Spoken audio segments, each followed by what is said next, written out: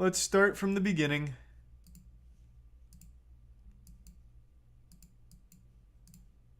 This has been like my most anticipated show of the entire year. Coffeezilla's 3-part deep dive into Logan Paul's crypto scam, CryptoZoo. So I'm extremely excited, and I'm super happy to see Coffeezilla go so hard on this. He's gained like almost 400,000 subs since posting these videos, something like that. And he deserves it. I know he spent quite a few months investigating this. I know he's also reached out to Logan Paul numerous times to try and get his side of the story, but has been dodged and ducked every single time until he finally posted this video. I saw Logan Paul's tweet saying, actually I'll just pull it up instead of paraphrasing. He did the standard, I used to love Coffeezilla, and I always think he gets everything right. Until now. Now he fucked up.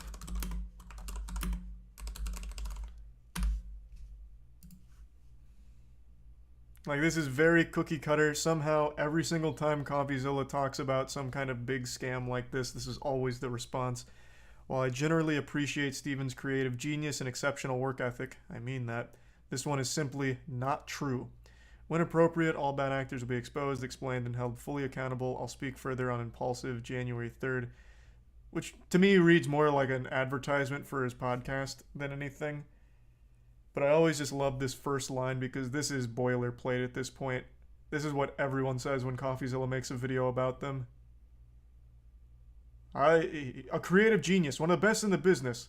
Ace detective, like Benoit Blanc. But this time he fucked up, trust me. This time he's wrong.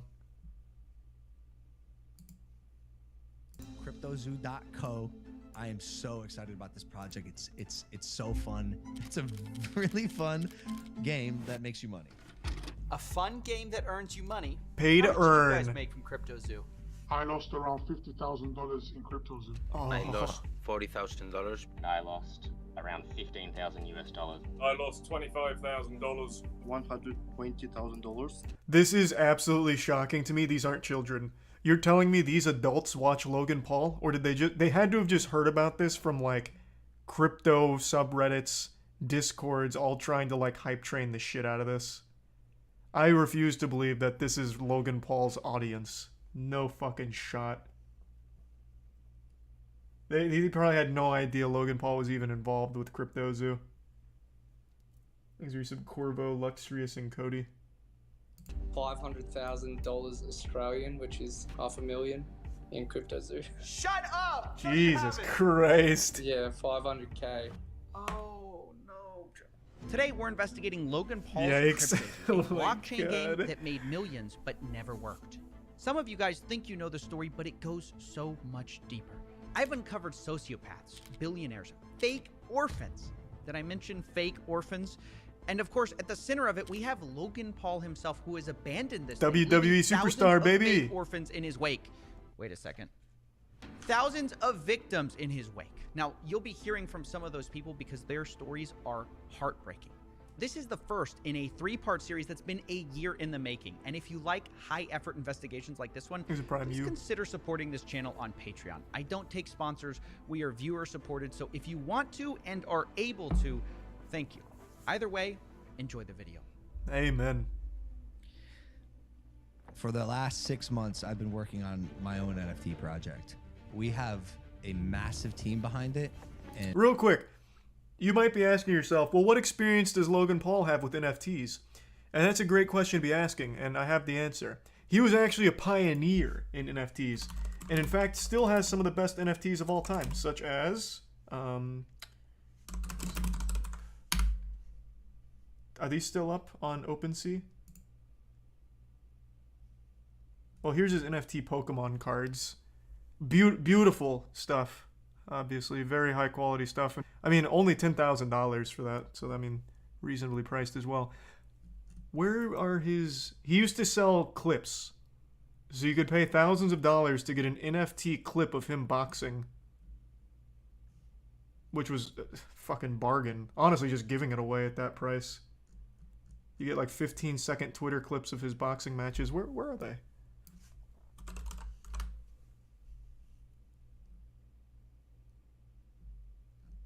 Where the fuck did they go? Did they get scrubbed from the internet or something? What the fuck?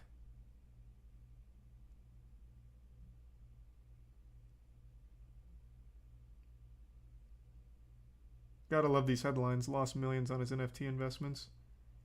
W. Where the fuck are his old video NFTs he used to sell?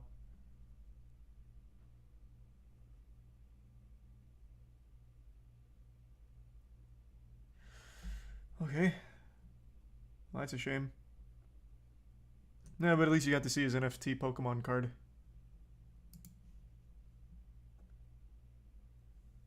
There's a resub. Apple, Flux, Vuxed, and Tier 1 Glass.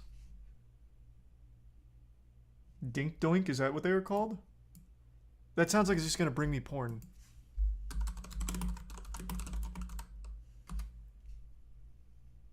Logan Paul allegedly helped create the new Dink Doink cryptocurrency scam. Oh, I remember this one.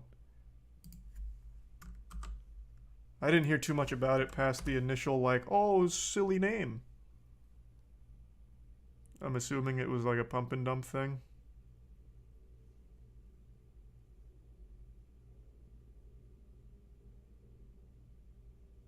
Huge. Where the fuck? I'm so upset that he got rid of those videos.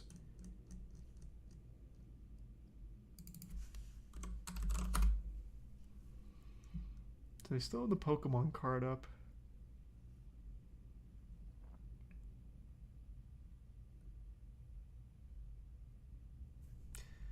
Oh, wait. No, this is Jake Paul doing it. Oh well. It'll just remain as a memory. Coffee talks about it in the video. Oh, okay, good. Thank God. Thanks, Resub Rectum. And are probably out of pocket, like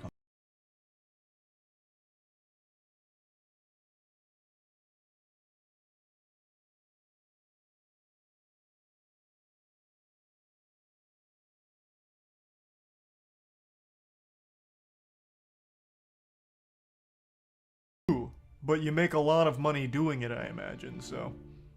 Welcome to part cookie one, jar the was too million-dollar appealing. mystery that began this whole story. Like many people, I first heard about CryptoZoo from a podcast Logan runs called Impulsive, which was the experience of a lot of people that I spoke to.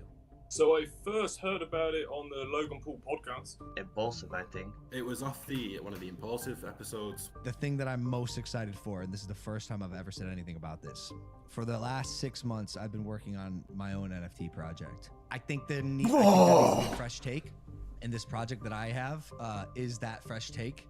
Now look, at first, Yep, I was let's just as go. surprised at this pitch as anyone else because I just got finished roasting Logan for a different coin called Dink Doink, which is fans Dink Doink. lose money on.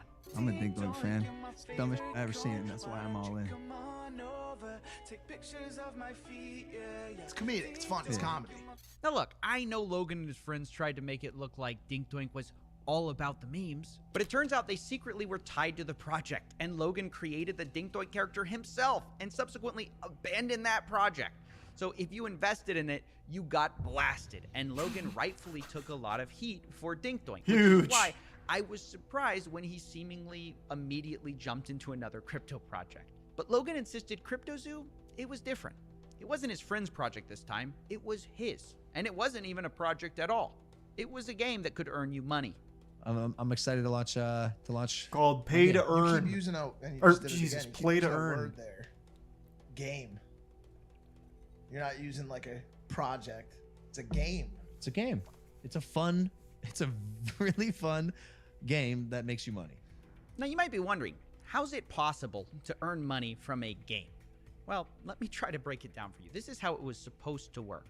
You started by buying this crypto token called Zoo, which is their in-game currency, and you use Zoo coins to then buy egg NFTs, which you can then hatch to become animals. You then can breed those two animals to become hybrid animals. For example, if you breed a gorilla What a and fun kitten, sounding you game. get a gore kitty. And the more rare the NFT, the I get to higher breed the daily animals? yield Sign of me Zoo up. tokens that animal earns you every day. Theoretically, it works like almost like passive income.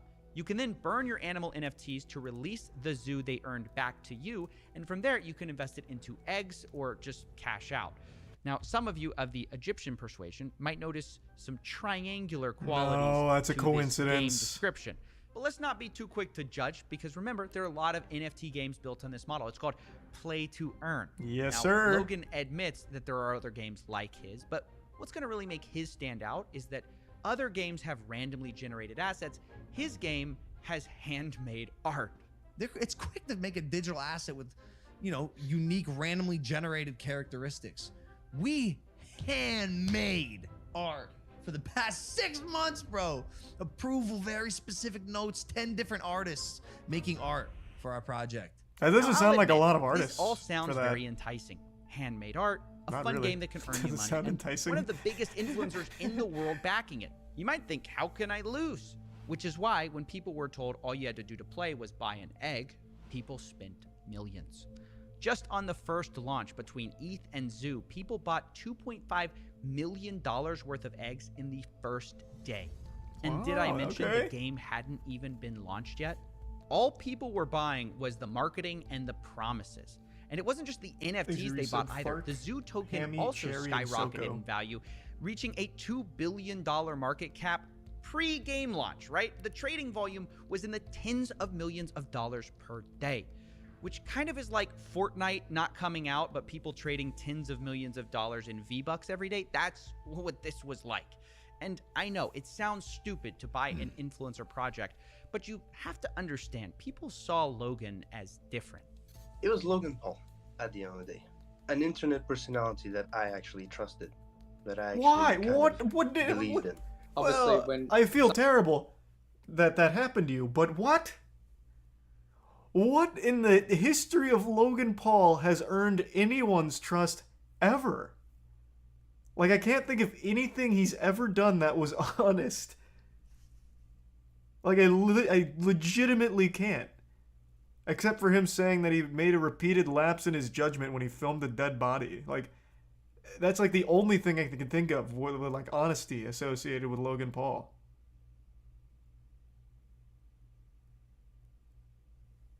I think there's resub Tiffy and Infinite. Prime, maybe? Well, this is... Well, no, actually, this isn't pre-Prime. But yeah, I mean, Prime did come out. I've tried it. I mean, it's a real drink. I wasn't instantly poisoned or anything. It was fine. I actually thought it was good. But I'm just going to chalk that up to KSI. I'm just going to say KSI did everything because I legitimately have no trust in Logan.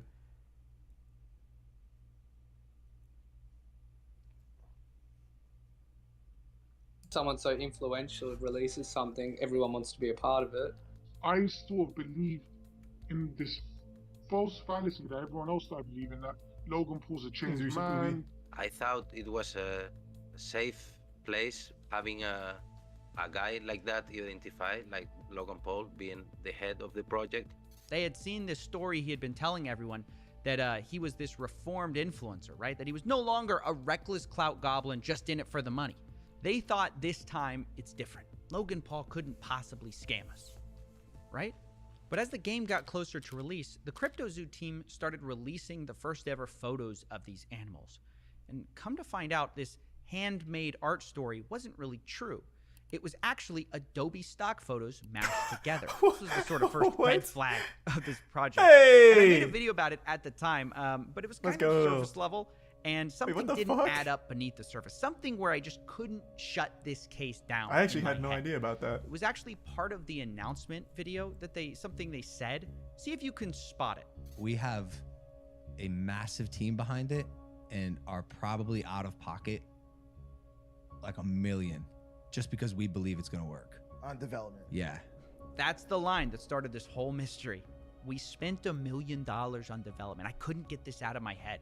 You know, is he lying? There's no way he expects people to believe he spent it on art. So wait, maybe he spent it on blockchain stuff, right? That's what I thought. Yeah, like a But team. then I audited the Salary. smart contract, and it's not handmade at all. It's not even original. It's what's called a fork, a copy of, some other code that exists out there. One of them is called Floki Shib X, which launched before it. So where'd this $1 million go? I didn't understand. And Logan just kept repeating this claim.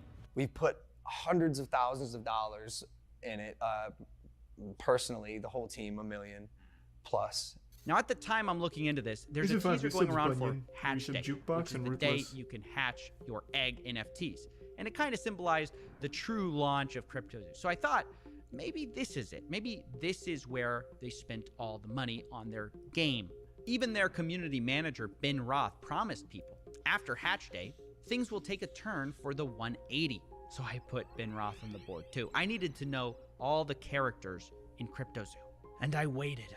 And finally, on November 3rd, 2021, Ben Roth turned out to be right. Things did take a turn on Hatch Day, only for the worse. Let's meet one of the victims, Helicopter Bob, to explain more. My name is Rob. Helicopter Bob lost just under $7,000 with CryptoZoo. And the first thing I asked Bob was about his animals. If he was making money with CryptoZoo, how much he made, and How if many the animals did you passive breed? Worked. Oh, it never did from the beginning. It wasn't even written into the contract where it showed that you were actually yielding zoo, but there was nothing that was actually, backing that up. There was no way to claim your yield. There never was. Wait. Play that again. Did you hear that? There was no way to claim your yield. There never was. Hold on. I can't the believe core it. mechanic of crypto What? that you can make money with these stupid No. animals didn't even work on launch day, and still to this day, a year later, still does not work, is what the investors are saying. Which, this is just crazy. People spent millions of dollars on these eggs. But it even gets worse because I kept talking to people and I discovered something. Because remember I told you you could buy eggs with those zoo coins? Is this project currently still up? Let's see. It is. Wait, actually it is. So can you still not claim your yield? I don't even know why the fuck I'm asking. Of course you can't. Obviously you fucking can't. This was never designed to be real. What a dumb question. Their last tweet was May 27th.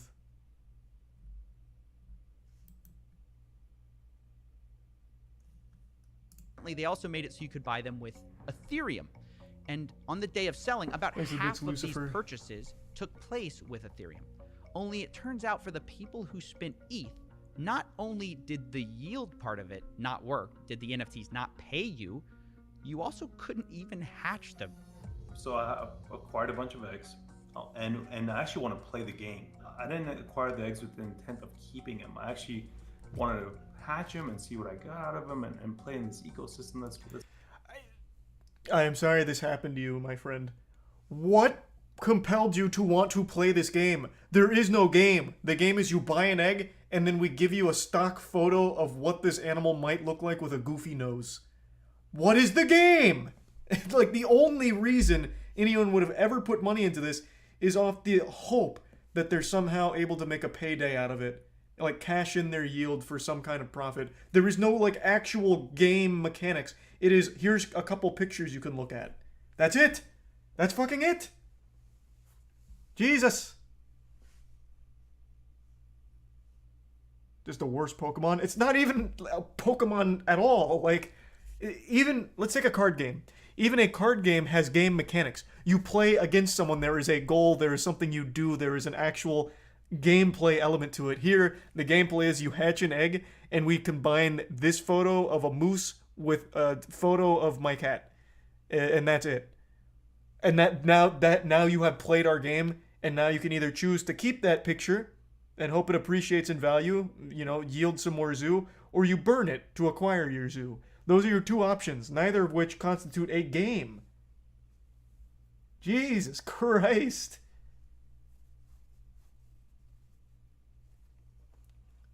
Is the prime chicken and the resub Bushido? It's been advertised or whatever, right? And then I can't do anything. It's not showing up on the website when I connect my wallet, etc., etc. So I'm a little baffled. I'm like, I must be doing something wrong. So I open up a support ticket. With CryptoZoo, and Ben Roth is actually the person answering my support ticket. Oh yeah, no, it's down for the moment, but we're working on it. Let me tell you, it's never been up. Wait, you can't even hatch? No, I'm telling you, it's just a picture. There's nothing I could do with it. You're kidding. That's the whole game. It's just a picture. Even when you can hatch, it's just another picture. You can ask any of those community guys. It's basically worth nothing whatsoever. Wow. So on launch day, basically nothing worked. And a year later, that's still true. Now, after this was discovered, the price of Zoo fell 63% in just 24 hours. And at this point, Logan Paul basically goes silent on CryptoZoo. No more podcast mentions, no more saying he handmade art. CryptoZoo already got millions in investments, but Logan only speaks in the Discord twice over the next year to say, quote, sober, currently shaking my head, and yo. That was his contribution to this project. Meanwhile, his community manager, Ben Roth, was actively claiming that Logan was going to be marketing CryptoZoo any day now. He told people things like, Logan is an uncontrollable marketing guru. It's over when we launch. And when we have a product to market, it'll get marketed. And marketing will crush. I promise you. And this disconnect between Logan abandoning the project and his team on CryptoZoo saying that it was going to be any day now, left investors feeling like they were being led on. All he had to do was go on and tell us, look, there's something going on with this project, I'm abandoning it, or whatever, before people got more and more trapped. And promising, yeah, this is going to be great. But when it came to actually doing anything, he just hid away from it. Have some decency to come out, talk to the people that invested initially, that invested along the way on all of the fake and false promises, on all of the false hype, and be honest with people. Because surely Logan Paul, who's got this $1 billion hydration company and a WWE star, is got enough money. He doesn't need to rug us lot. And it's because of these false promises about marketing that these poor investors believed in CryptoZoo so long. They sat and watched every It actually Logan is Paul very episode. impressive how far you can get when people just believe that you're too wealthy to exploit them. Like, if someone just believes you have so much money, that for some reason makes you trustworthy. That's wild to me. Because I'd always think it's the fucking opposite.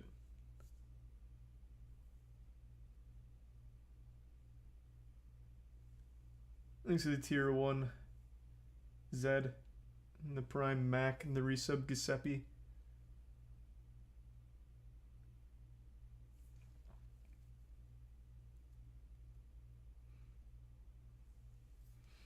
Damn. Well, no, that's not exactly the same. The Elon comparison, that's not exactly the same. Because you're not, like, investing in Elon. I'm talking about it more from, like, a perspective. I'll use a different example. Andrew Tate.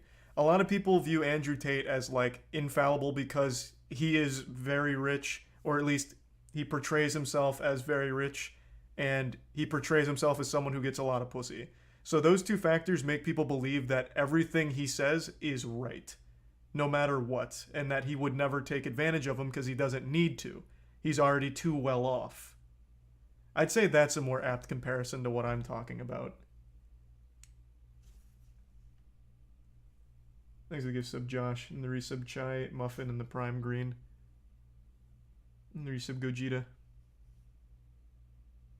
Trying to guess and decipher when this so-called marketing push would happen. And Logan and his team really fed into this with a lot of cryptic messages. Only a month after CryptoZoo's launch, actually, the hatch day, they started teasing this. Not too much of this is out, but he's been working on a massive project. And one of them will be the biggest thing I ever do. It's like my life and soul is put into this project, which is where most of my time these days goes. Wow, surely this secret project that Logan put his soul into is CryptoZoo, right? You know, the project he launched a month ago? Well, his fans certainly thought so. I'm like, holy cow, it makes so much sense. He's talking about CryptoZoo. Ben and the dudes are like putting smiley faces and egging the rest of the community. Like, this is it, guys. You know, this is what we've been working towards. That's so shameless. That's so common in crypto. It's finally happening. Logan's gonna market the project, and they kept saying that Logan's gonna market the project, and it's gonna change everything. So now imagine their surprise when another clip surfaces of Logan finally admitting this secret project isn't CryptoZoo at all. It's something else entirely. I'll tell you about this project when we get closer to launch. This project of mine is going to be... Is that the thing with the egg?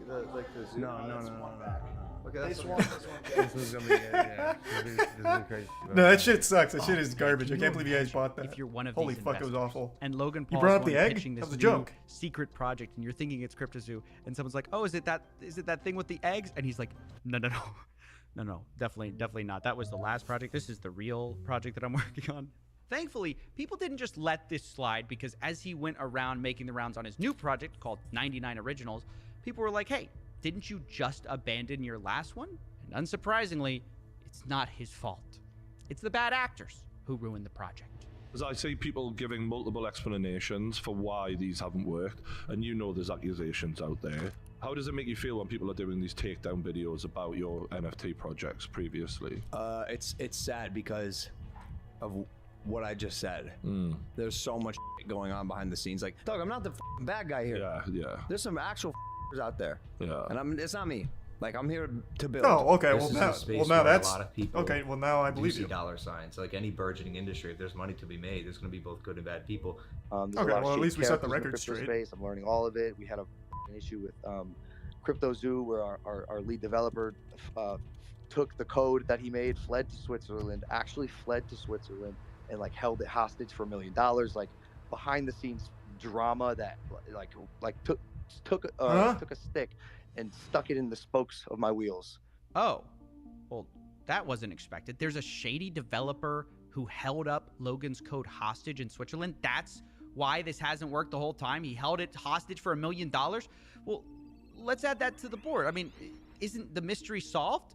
Now, obviously, the first thing I wanted to do was hunt down this developer, who we'll be calling Z here, and find out the truth of what happened. Why did he steal Logan's code for $1 million?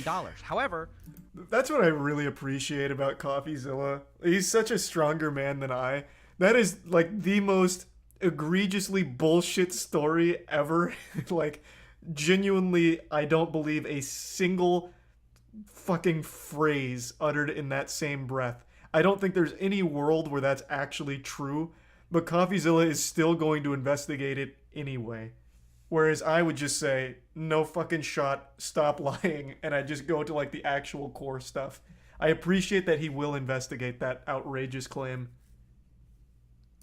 I finally got a hold of him, and when I did, he It's admitted true? he took No the code way. hostage, but he says the reason for it was nothing like what Logan had No. said. What? Never paid me anything at all, ever. I never paid. And, we got to a point when I was working on it where I just realized they were just going to try to steal all of my work and not me. So I took all the source code private. And Holy I shit. Kind of, we spent like a month just trying to negotiate and get something figured out where I would finally get paid. Because I'm on my end, I have a team of 30 engineers. So I'm earning $50,000 a week on building this thing. What? Building what?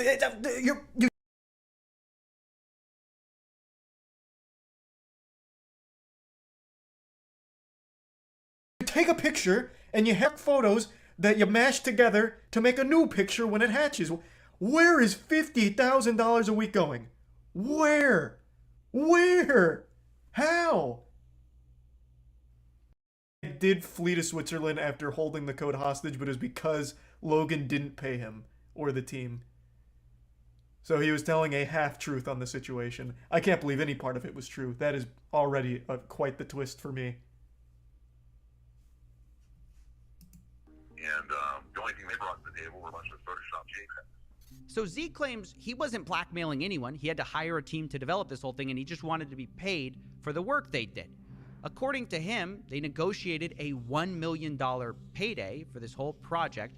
And from the second I heard that, I thought, oh, that's interesting, because Logan claims he spent $1 million on this whole thing. And this developer saying he's owed $1 million on this project. Now, I didn't want to just take one person's word for it, so I later confirmed with another developer who worked for something called the Blockchain Center that he also hadn't been paid. We've been paid nothing. I would have loved to have Zoo, but I don't have any. So that's multiple sources working on the CryptoZoo team project who were not paid. Now, obviously, these are big accusations, which is why I wanted to confront Logan Paul on them. But unfortunately, we're not exactly on speaking terms. So I wondered, how could I speak to Logan without speaking to Logan? And that's when I found out there was someone who might know just as much about this whole story. And I will explain everything goes one to, day with my manager, who's like Mike. in Is that charge his name? now. Logan Paul's manager, a guy named Jeff Levin. Oh, Jeff. He might be Fuck. just what we need Jeff, to not settle this whole thing. So I gave him a call. Hello? Hey, Jeff. Hey, sorry to bother you. This is Steven with Coffeezilla. I'm calling because I've heard reports that CryptoZoo hasn't paid their development team, and I'm just reaching out for comment before I do this story. I got your number from one of the development team, and they just wanted to. I just want to follow up on that. I have no comment for it. Okay. Oh, well, fair enough. Are you guys Okay. denying it, or are you saying it's not true? Just no comment. I don't think that the information is true. Okay, because they're saying $1 million hasn't been paid in development for CryptoZoo, and Logan Paul said publicly that it has been paid. So, I mean, it's pretty serious accusation, and obviously, I don't want to just run a story. If you guys have a whole side to your story here, Your job as someone that is reporting news is to actually verify correct news. Well, that's right, what that's he's why trying. I'm calling you. I know, and that's legal grounds for that stuff. So I'm just telling you, legally, you have to report correct news with verifiable information. Right, that's why I'm calling you. They've given me a lot of things. What the fuck is happening? Okay, you can have the evidence you want, but I'm just letting you know, if you report anything on us, I appreciate your business, I appreciate you as a person, and I'm just telling you, from a legal standpoint, as we've been advised always, is if anybody reports fake news, that's where we won't. Then set the record straight. call was- What? Is everyone around Logan just a fucking idiot? Like an actual bumbling buffoon? Huh? That is why he called you. You could have absolutely just, if it's not true, shut it down. Or tell him, yeah, it's not true. I wasn't aware of this. We can go ahead and get some material together to prove that it's all fake. Bang. Right then and there. You don't have to immediately tell Coffeezilla all the evidence or anything. Just say like, hey, it's not true. If you can give us some time, we can get together all the material and send it your way to prove that they're being dishonest about the information. Simple. Jesus Christ, Logan, hire me as your manager. Jesus. Could have saved you a massive fucking headache if this is all fake. How can you be so dumb? Thanks to the resub Linux. Ooh, hey Frederick, goddamn. Thank you for the 25 gift subs, Frederick. Well, I hope you're having a great holiday. Hey, happy holidays, Chase. Good to see you, man. Thanks to the resub Rick and Machine. And the bits, Shawnee.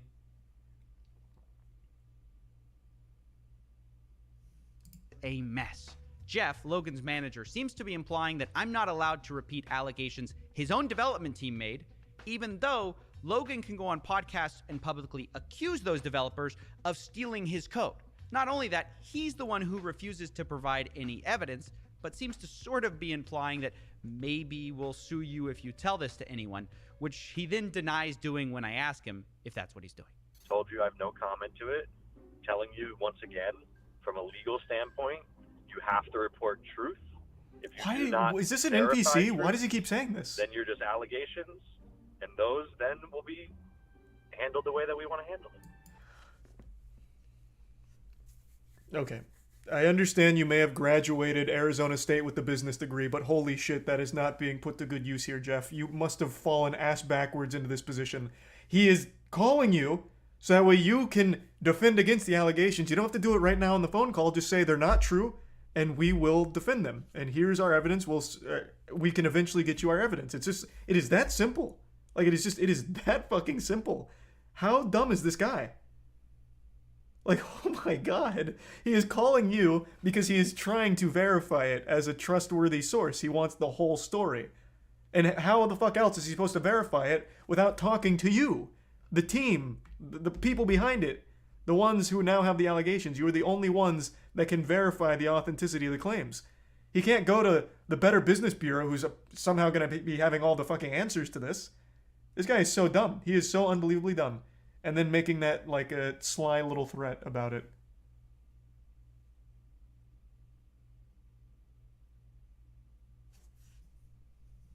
He's Logan Paul's actual punching bag. He has to just keep Jeff around just to take all of the flack. That's got to be the only reason. He's like a little public spittoon for Logan Paul. Oh, what? No, I would have absolutely denied these things. Oh, that's just Jeff. Jeff, man, he's so fucking dumb. Yeah, no, oh my God, I can't believe Jeff. What a silly guy. Wait, so you're saying you refuse to no give me comment. proof I that have the no comment. allegations aren't true, Dorf, but if I Salazar, report on the I have no comment. allegations, The 10 gives you something guys good, might Frederick. sue. Thank you, man. No, I did not say that. I did not say that. All right, Once again, I'm trying to read no between the comments. lines. Don't read between the lines. Okay. Listen to Okay. the exact words that I'm saying. Okay, Listen to the exact words I'm saying. I'm listening. I have no comment on the situation. Mm-hmm. Good defense. Your job legally is to report facts. If you don't report facts on the information you're given, it is illegal. It's not. You can report allegations. That's the whole fucking point of an allegation. He's not saying it's the truth. He is saying they're allegations, and he wants to verify, are these allegations accurate or are they inaccurate? You can absolutely talk about allegations. Yes, that was a real conversation with a real person. Now, I'm no lawyer, but I don't think it's a crime to say that multiple developers say they haven't been paid, and Logan's team refuses to provide any evidence or like statements or wire transfers that they have. Which, by the way, seems incredibly ironic, given just how much Logan whines about not being paid by Floyd Mayweather.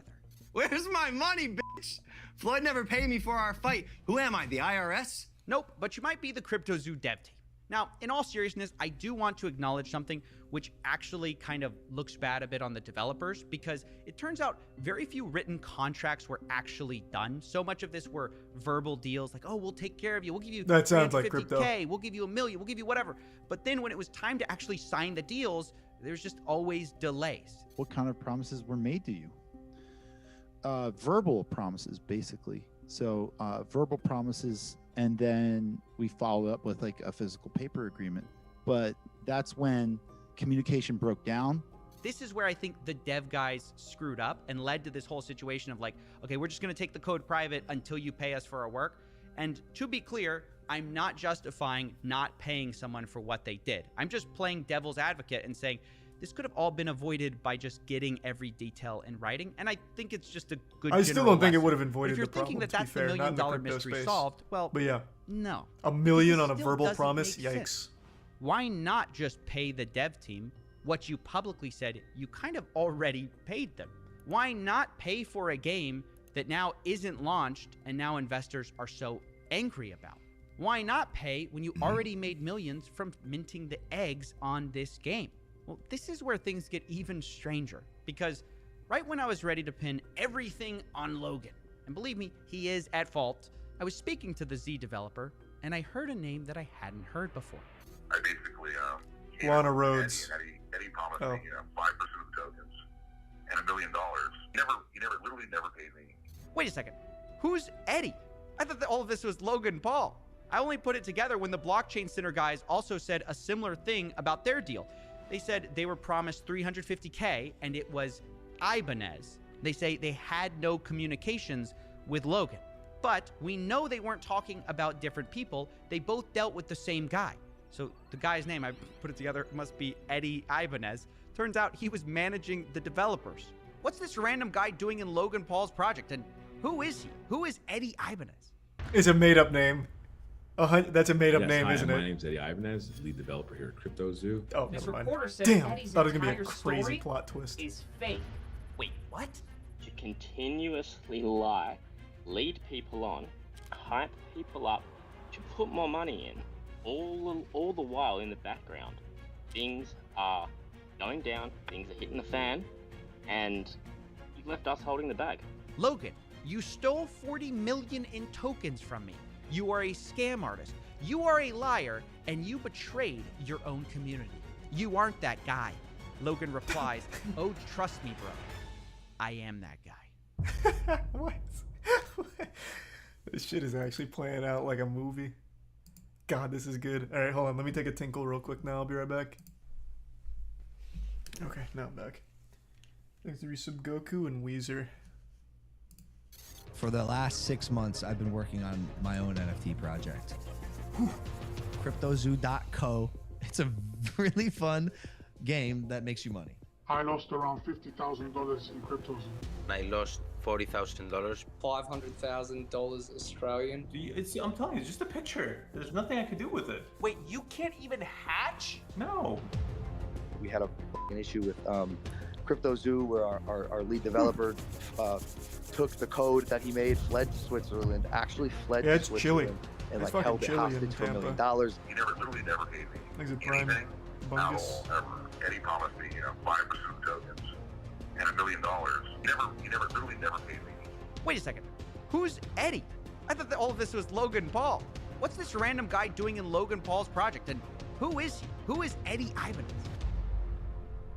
Thanks, Resub Crazy.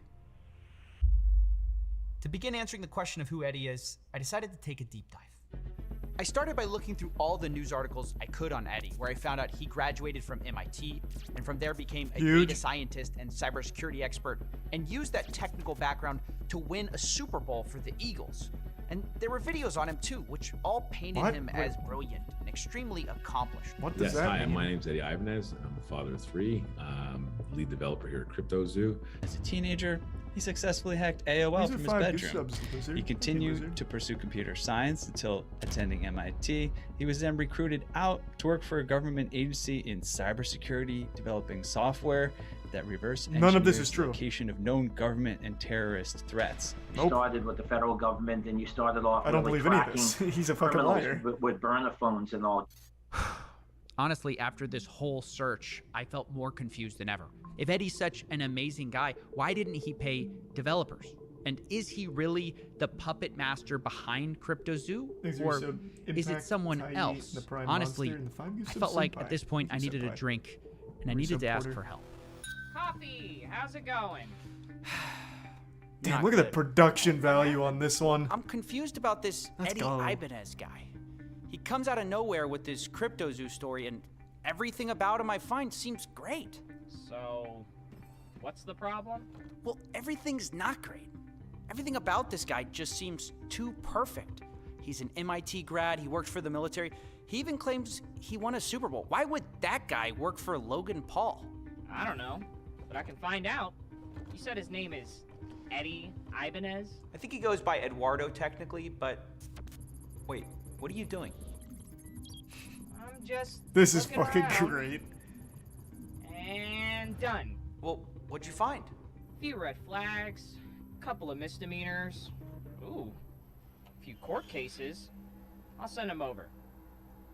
He got sued by his landlord for not paying rent, sued by his credit card company for not paying his bill. You can skip that stuff. I just need whatever's relevant to CryptoZoo.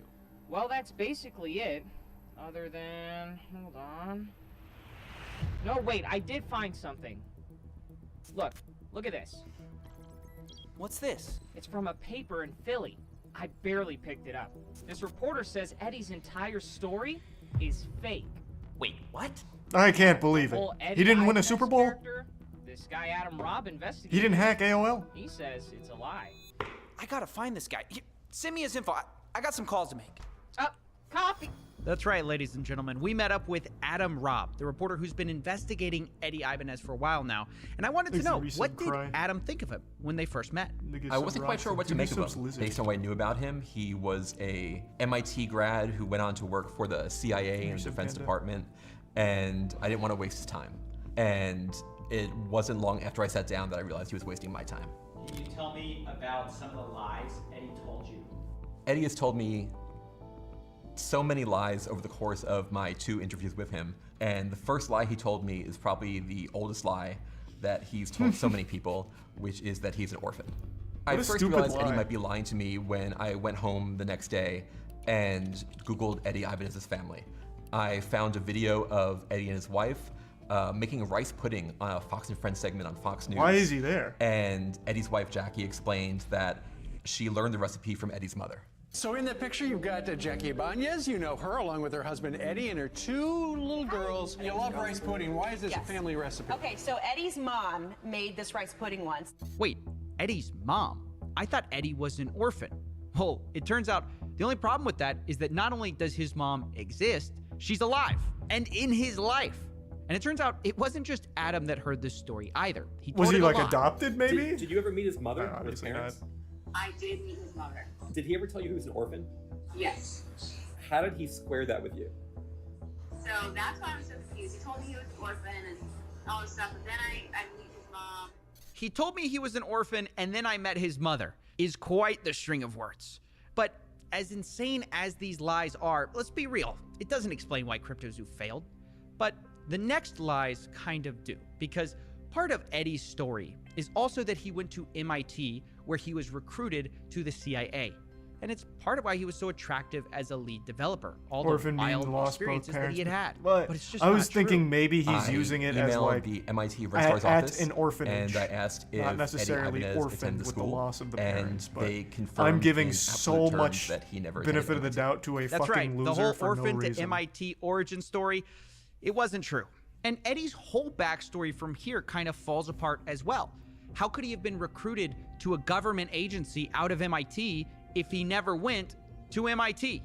If this is all seeming crazy to you, you might ask yourself, who would believe all this? And this is where Eddie shines. He kind of had a gift for getting people to believe in the lies he told, especially super rich and powerful people for some reason. Like take, for instance, this story, him winning the Super Bowl for the Philadelphia Eagles. He managed to convince the owner of the New York Yankees that it was true, Barry Klarberg, who completely bought into it without question and told the same story later in a college seminar. Let's jump right into the work that you did for the Philadelphia Eagles, which led to a Super Bowl championship, led to you getting What a work Super did he Bowl claim ring. to do for the Tell Eagles? us exactly what your job was to do for them and how it would work then. No, sure thing. So first off, they said like, we don't know where to put you, but and then the sports science guy was the one guy. He's like, hey, I got some data. I'm interested. So so we took in his data, and then we found out that these players, what happens is it's like a player as they run around, they get at certain fatigue levels. So if you ever played Street Fighter, the video game, there's like a red bar at the top, and every time you hit the red bar goes down until you die, KO, right? So then we're trying to figure out kind of what that is for a player, and on an injury level, right? There's an injury bar that gets knocked down and that gets KO'd. This is insane. He convinced an owner of the I Yankees thought that he won a Super Bowl. So I initially, and this was foolish, I initially thought his claim was he personally led them to the Super Bowl win. Like, he was on the field, and I thought that was such an incredible attempt at lying, because that would be very easily disprovable, but I would have so much respect for the cojones to try and tell that. Oh yeah, I was actually the quarterback for the Philadelphia Eagles in 2018 when we won the Super Bowl. This is a little less cool. He's just like, yeah, I was actually the guy behind the scenes. That's not as exciting of a lie. I could see why people would believe that, kind of. Yeah, I thought it was going to be like, yeah, I scored the game winner. I was the one that dove into the end zone. So that's a little sad. I think he should have gone harder. Make it sound like he was on the field. Thanks to the resub. Wolf, Court, Butters, Rock, and the Prime Reverend. By turning sports athletes into Street Fighter characters.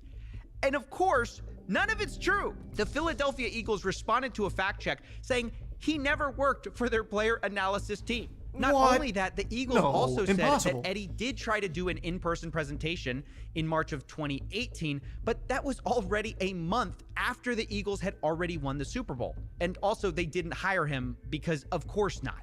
Meaning, there's no way this story is true. And yet, he's convinced people at the highest levels of sports that it is.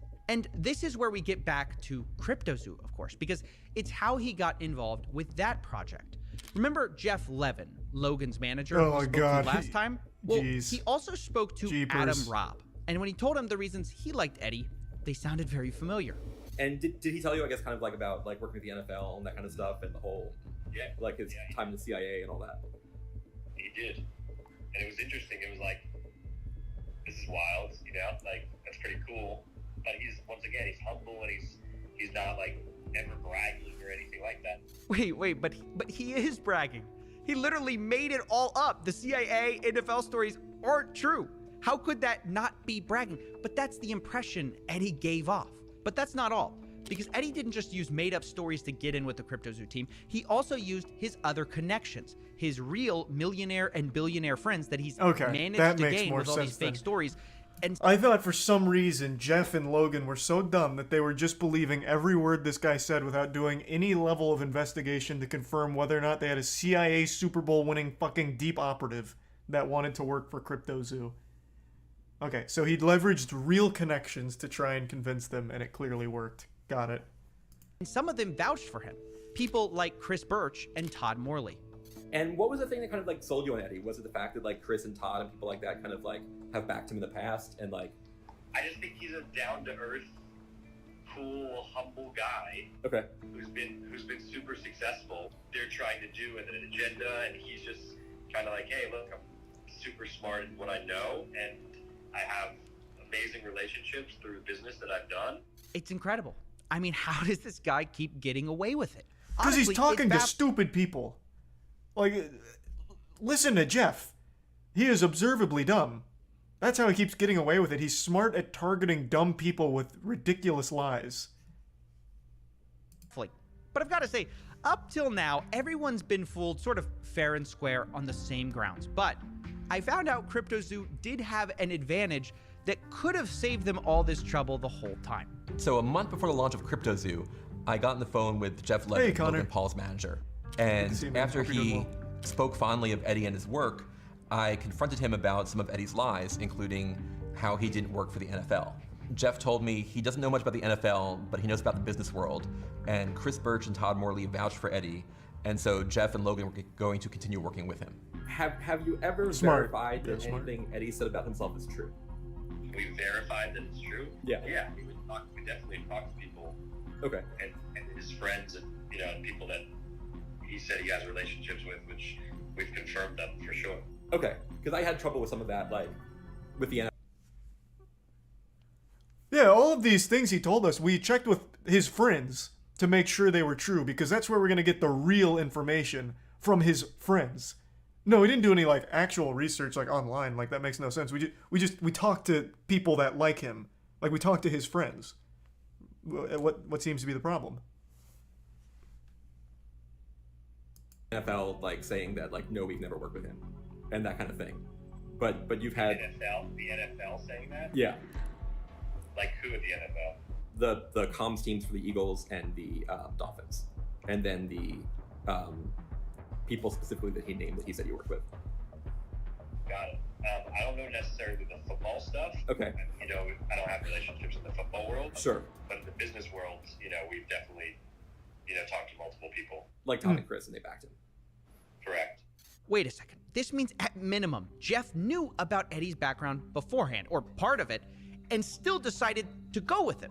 This is just unbelievable, willful stupidity. And since Jeff is Logan's manager, I assume him and the team should have known about this as well.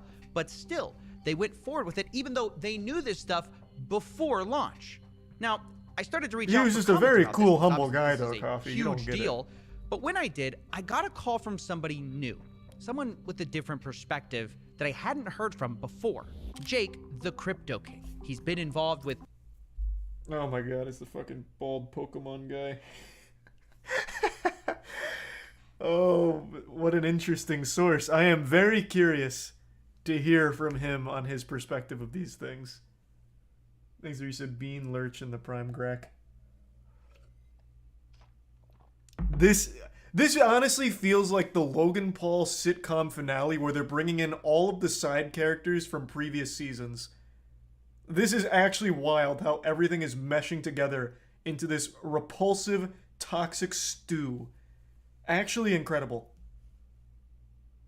Some of Logan's projects in the past, like Pokemon, for example. He was called the Collectibles Guru a few years ago. Nowadays, he goes by Crypto King, and he's an advisor for the CryptoZoo project. So let's add him to the conspiracy board. But the question is, what did he have to say? I took a call with him. I'm sure it was he intelligent. He mostly wanted to talk off the record, but when I pressed him, he was willing to at least put one thing on the record for me. Right. One more thing about Eddie before we get off of him. We actually... The biggest reason it failed, in my opinion. Oh, Okay. wait, a little honesty. I don't want it to ever be thought that Logan's the reason it failed. He's not. Logan wasn't smart enough for what he tried to build. And then when it was built and was failing, didn't have the ability to correct it and to save face and reputation. It was more convenient to pull out than to be associated with a failing project that the dev wrote. So I could put that one sentence on the record. Well, that is certainly emphatic. Crypto King says it's all Eddie's fault. And this is a nice, neat theory for us. You know, Eddie ruined everything because, yeah, Eddie is a liar. So it does have a lot of merit to it. I think that is very plausible. I don't trust the source overly well to tell the truth about things, but it does make sense. But I also love the way he phrases it, that Logan wasn't smart enough for what he was trying to build. My guy, he was building a picture book. His whole project was, here's an egg, which hatches a picture of an animal. And then it hatches another picture of an animal combined with another animal, all stock photos. You don't have to be that smart to just take fucking PNGs and dump them onto a service. And yet he's still saying he was too fucking dumb to crack that code. So it does seem to explain how these developers got screwed. But this theory doesn't fit all the facts, because Eddie was kicked off the team months ago, and still the game is not working, despite Logan claiming they were going to go back and fix all the problems. Again, retroactively working to make these projects right, and this takes time, bro. It just takes time. Development takes time. Working backwards to fix things, which isn't ideal, but also this project will speak for itself. And now, you know, we're working the chest will speak for itself. To try to fix it. This just it has spoken for itself, and it's squealing a year in pain. From launch, the game just doesn't exist. What's worse is the newest dev team, who came on after Eddie, just quit. And one of the reasons was they hadn't been paid for over a month.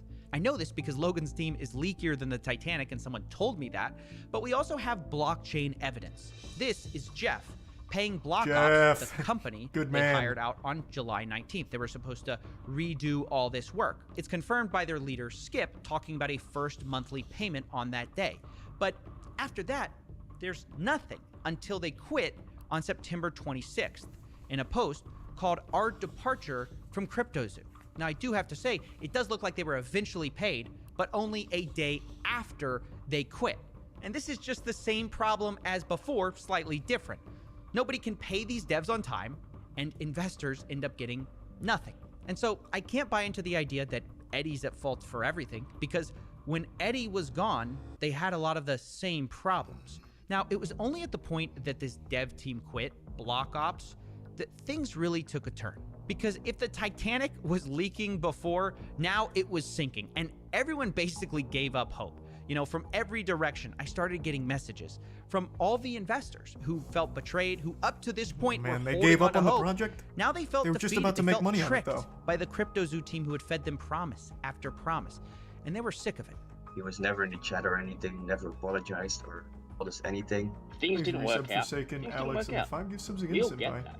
But to continuously lie, lead people on, hype people up, to put more money in, all the while in the background, things are going down, things are hitting the fan, and you've left us holding the bag.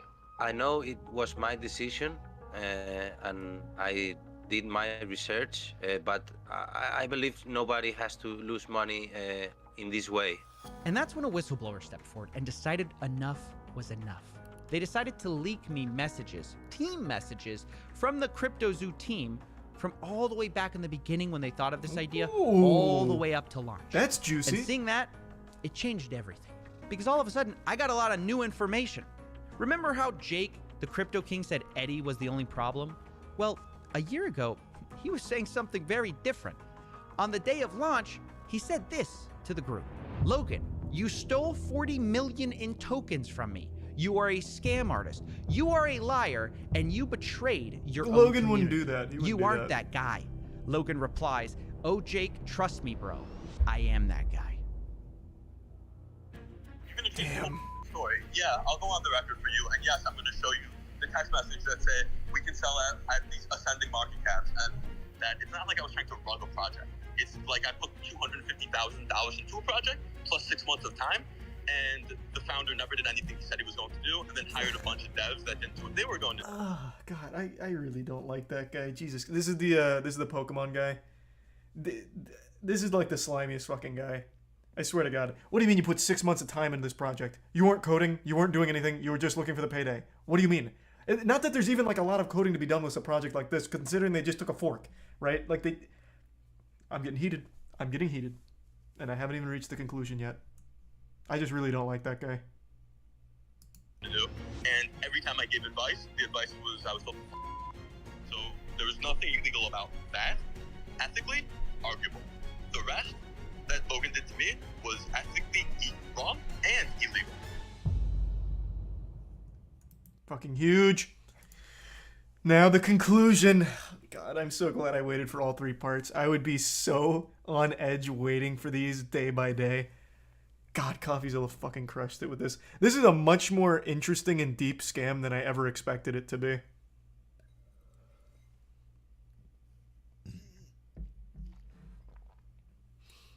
The exclusive Patreon interview with the single mother will make you very, very angry. Chat told me about that a little earlier. I heard. I'll say it again. I always hate that real people that aren't wealthy crypto bros lose money on shit like this. I really do. But like, god damn.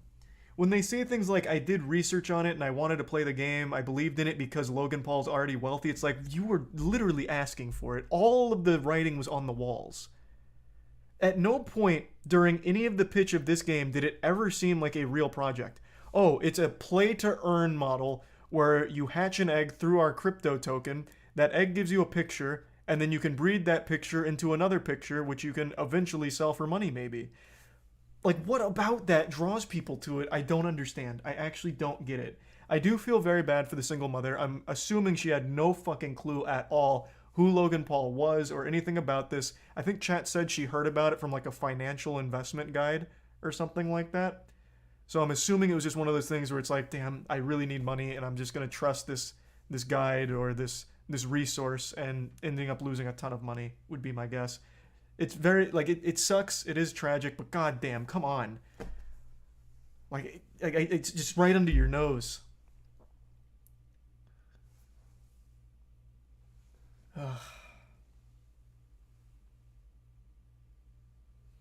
I don't ever think it's people thinking they're in on the scam or early to the scam and profiting. I really do think it's people blindly just believing, praying.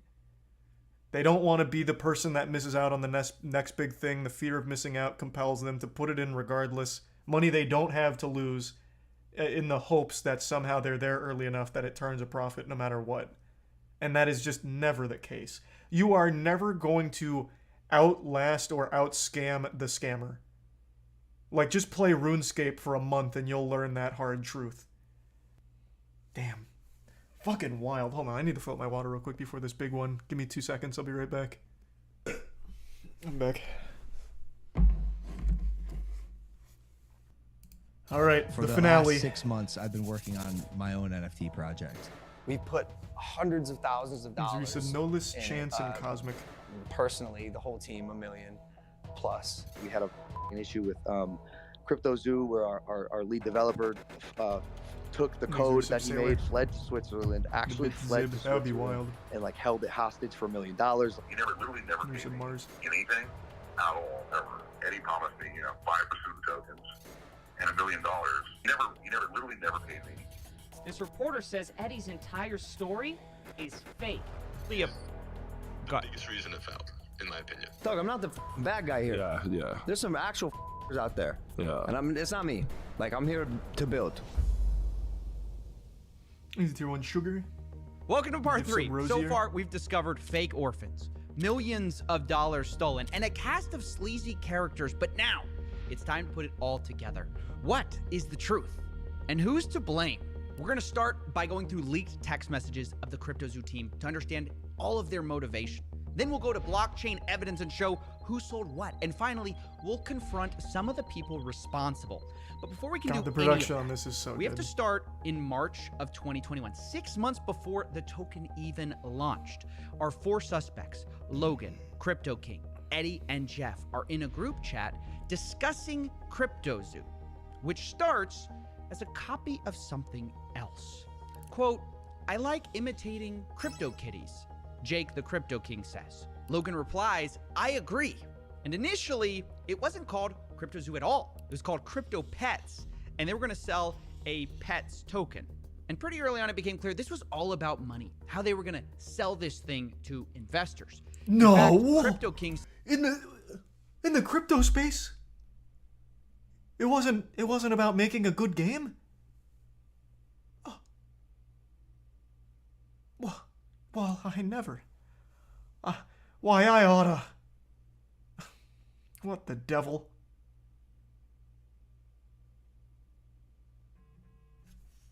said he thought it was worth at least $20 million in only 6 months, saying the range is insane. $20 to $210 million. It's beautiful wherever we land. Eddie jumped in at this point and talked about how he could sell the project as an investment to a friend, Matt Higgins, saying, quote, "He has to spend that $350 million somewhere. Why not us?" And Logan says, "I love that idea. Crypto King, I'm in." Oh, and thank and you of for the course, you raid, have Pack. I'm sorry I Jeff didn't see saying, that. "Let's go." So you can see right there, Thank you, they Pack. wanted Hope you had to a sell great this stream. game before it had even launched. Now later, Eddie amends the list of investors and says, quote, "Investors will be Gary Vee, Todd Morley, James Altucher, Ryan Kavanaugh, and others confirmed on my end." Supposedly, they had $100 million of investment interest. Now, I actually went to some of these investors and asked if this was true, and the one person who responded denied it, Ryan Kavanaugh. Quote, "Nope, not even a little bit." So this looks like it could be yet another Wait, what live was the from Eddie second Ibanez. message? Wait, hold on, let me take a peek. I haven't even heard of it until recently. Huge. Hey, hats off to Ryan Kavanaugh for responding here. Of course, he could also be lying too, I suppose, since he obviously did hear about it and the negative connotation around it. He could be just trying to save face. It's possible. Doesn't really matter anyway at this point, but it's just nice to know that, once again, this is most likely just a lie from Eddie. So this looks like it could be yet another lie from Eddie Ibanez, but either way, it looks like there was more issues than just finding investors because... Oh, wait. That's the same Ryan Kavanaugh that owns Triller?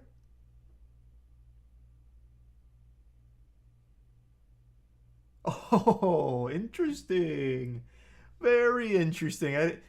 That doesn't matter at all here, but that is very interesting. That guy's a real goofball. Thank you for the 2 gift subs, white t-shirt. The resub, King Killer, Cossin, Braden, C. Dot, and the Bits Adonis. Logan Paul joined Coffeezilla's Patreon. I saw the tweet, but it's not confirmed Logan Paul, though it does seem like it likely is. Thanks for your sub, Rosier, Spud, and the gift sub, Reejmar. The team wanted to pre-sell tokens, and not everyone was sure it would be legal. Jake the Crypto King mentions that, quote, "If we have a pre-sale, it opens us up to SEC issues." And Jeff agrees and don't says, want that. "Don't want to do anything that brings the SEC eyeballs." Now, not everyone wanted to be so cautious, though. Logan argues everyone does pre-sale with coins. Eddie agrees. He says, "You absolutely can do it. I have the SEC down, private and pre-sale." And honestly, it was quite the Classic dilemma Eddie. for this team who Eddie wanted W money. again, do a baby. pre-sale, He's done make it all. millions, but you know, you have these potential legal issues. Don't do it, you make less money. So Crypto King comes up with a middle solution. He says, if we can't sell, no pre-sale.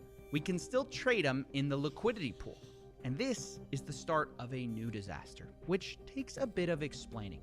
Now, just so we're clear, a pre-sale is where you sell investors coins, usually at a discount, before you've launched. And then when you launch, you give them those coins.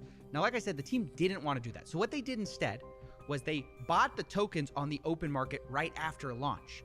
But they tried to get clever with it because they didn't actually announce that they were launching this coin at all. They stealth launched it on June 11th and didn't announce this token through Logan until August 18th, meaning they had all that time to silently buy up as much of the supply at a steep discount as they wanted. And the idea here was that doing this, the team could get these tokens extremely cheaply, which is kind of like a pre-sale, but, you know, without all the SEC troubles. And Crypto King makes this clear on June 7th when he says, quote, launch of the liquidity pool is where huge money will be made because you get in cheaper. And then says, we, the team, begin buying out the liquidity pool. Once the team has exhausted funds for the liquidity pool buying, we send the contract address to friends, family, investors who want to be able to get in.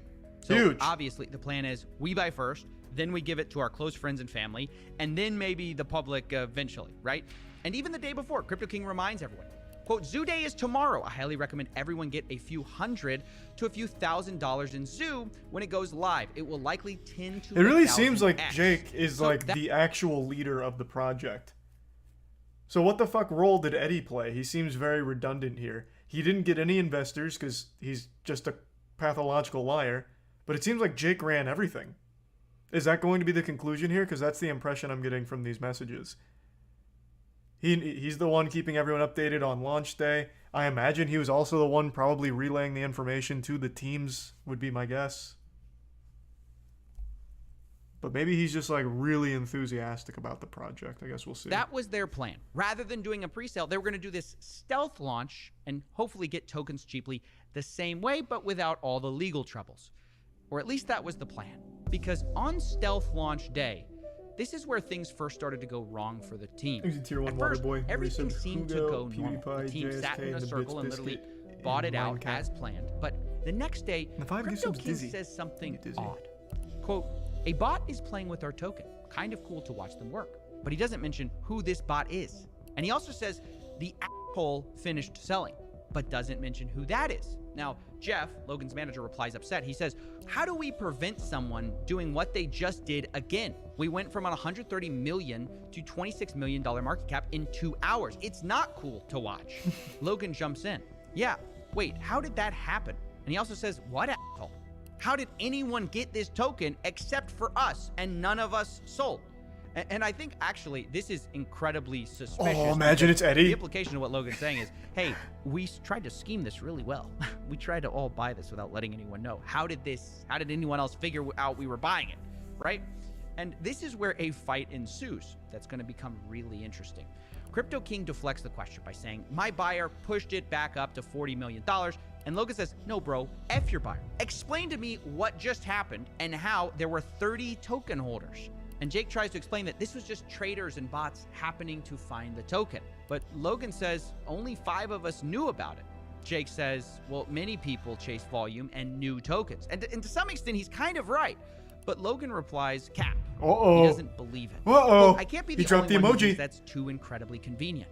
Like someone was tipped off. And look, no one's more critical of Logan than me.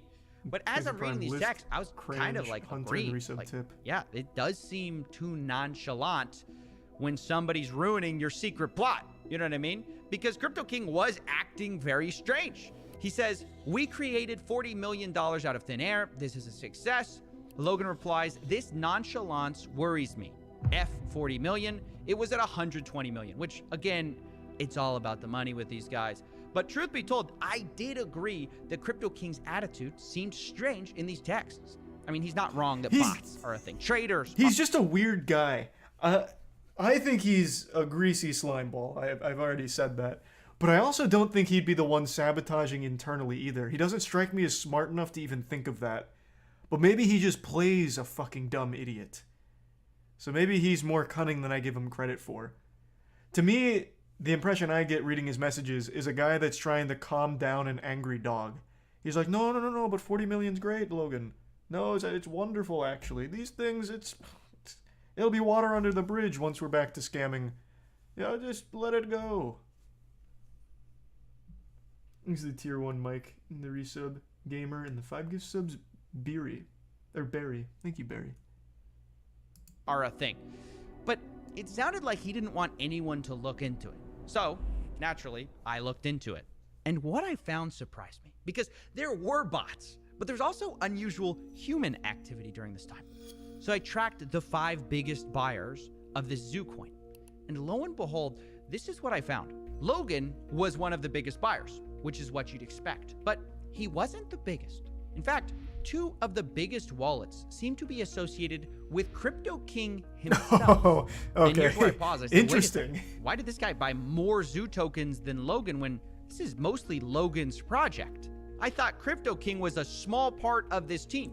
And so, to get more info on this, I actually got access to an internal meeting note from the day of June 11th, which they called Zoo Day.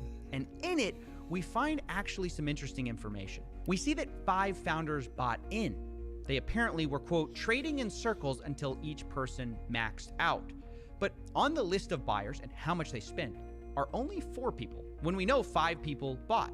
We have Danny, Logan's assistant, for 20K, Logan Paul for 100K, Jeff at 100K, and Eddie at 100K, but Crypto King is nowhere to be found. And yet, on the blockchain, I have him putting in $200,000 worth.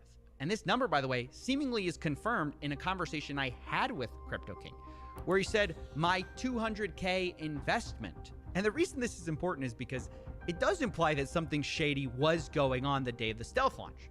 Because Crypto King had a relatively small role in this whole project. He was the advisor, but it wasn't that big of a deal. Like you can see from the internal meeting notes, they have a breakdown of who's getting what in terms of founder tokens. And like Logan Paul's getting 51%, Eddie's getting 30%, Jeff's getting 10%. Jake's only getting 5% of tokens, but he has the most of these like stealth launch tokens, which makes no sense. And it got me thinking that maybe what explains this suspicious behavior around like, oh, don't worry about who was buying at the time of the launch. Maybe that's explained because perhaps no one knew that he was buying up large parts of the token supply. Maybe he was buying it to sell later. Now, of course, that's speculation. So that's why I confronted Crypto King on all of this. God, that's so beautiful. Let's assume that's all true. And to me, that sounds very reasonable. Let's assume it is Jeff. He's gone on there like the CryptoZoo boogeyman. He's now buying up all that shit, hoping to hold it for later, sell it for much higher, without anyone knowing it, and then still playing like the goofball in the chat, like, oh, these weird bots. This is odd activity, but it's nothing to be concerned about. No reason to dig any deeper. Let's just be satisfied with what we've got here, you know. And then behind the scenes, he's the one pulling the strings here. What I love is that this went belly up, and I don't think he made any money. He just lost all of the money he invested to try and fuck him. So that's beautiful. Maybe I'm wrong. Maybe at some point there was money to be earned from having those tokens that he stealth purchased, but I don't think there was, at least not based on my understanding of this whole project and its failure. So he ended up just getting scammed by himself. That's my speculation. I don't want any spoilers in the chat. I guess we'll see. But yeah, I do suppose he could have been he could have been able to make out very well. I don't want any spoilers, damn it. Get to that call. Let's address the elephant in the room. Logan didn't accuse Crypto King of being a scam. It was the other way around. Crypto King told Logan Paul he was a scammer. And the question is, why? Well, to answer that, we have to go from June, the stealth launch date, to September 1st, the official launch date of CryptoZoo. September 1st, CryptoZoo.co.